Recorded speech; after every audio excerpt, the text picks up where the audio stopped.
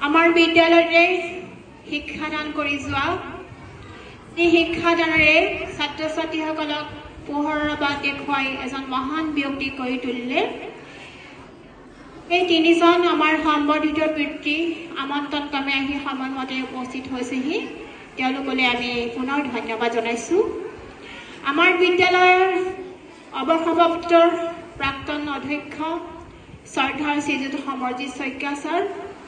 আমি তেখেতক প্ৰথমতে আমি মঞ্চলৈ আদৰি আনিবৰ কাৰণে নৃত্য পৰিৱেশন পাপলি গগৈ দল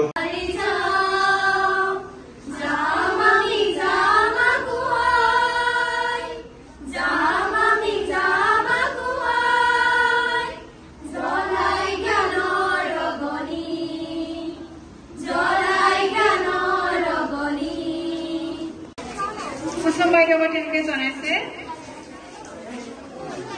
এয়া নাজমিন চুলতানাই